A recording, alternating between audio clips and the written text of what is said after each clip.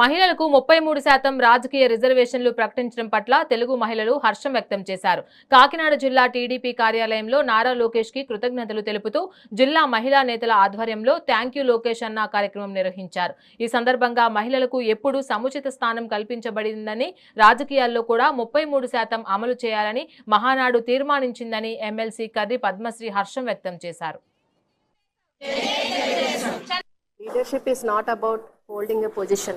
It is about creating opportunities అని మరోసారి మనకి ప్రూవ్ చేశారు మన గౌరవ ముఖ్యమంత్రి నారా చంద్రబాబు నాయుడు గారు, అలాగే మన యువనేత లోకేష్ గారు.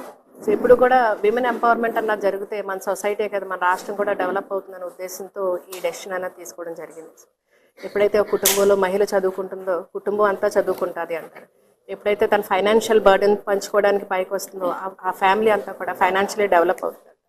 అలాగే ఎప్పుడైతే ఒక విమెన్కి ఈ పాలిటిక్స్లో అవకాశం దొరుకుతుందో, నాయకత్వం వహించే అవకాశం దొరుకుతుందో ఆ సొసైటీ, ఆ రాష్ట్రం, ఆ దేశం బాగుపడుతుంది అంటారు. సో ఈ విమెన్కి మనం ఇది ఇవ్వాలి అనే ఆలోచన వచ్చింది కాబట్టి ఈరోజు చేశారు. ఎందుకంటే ఇప్పటివరకు ఎవరికి కూడా అలా రాలేదు.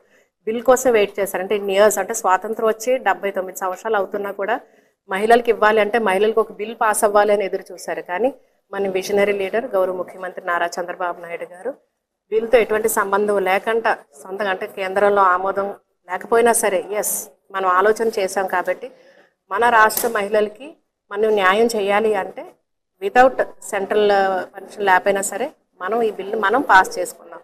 మహానాడు వేదికగా మన గౌరవ ముఖ్యమంత్రి నారా చంద్రబాబు నాయుడు గారు అలాగే లోకేష్ గారు మాట వాక్యంతో మనకి 33% విమెన్ రిజర్వేషన్ అన్నది ఇవ్వడం జరుగుతుంది. సో వాళ్ళ యొక్క ఆలోచనకి అనుగుణంగా మేము మహిళలందరూ నడుచుకొని నాయకత్వానికి నిజమైన విలువిచ్చి చూపిస్తాం. అలాగే మహిళా ప్రగతికి అలాగే రాష్ట్ర ప్రగతికి కూడా పనిచేస్తామని చెప్పేసి మనస్పూర్వకంగా అభినందనలు తెలియజేస్తున్నాం. అలాగే ధన్యవాదాలు కూడా తెలియజేస్తాం.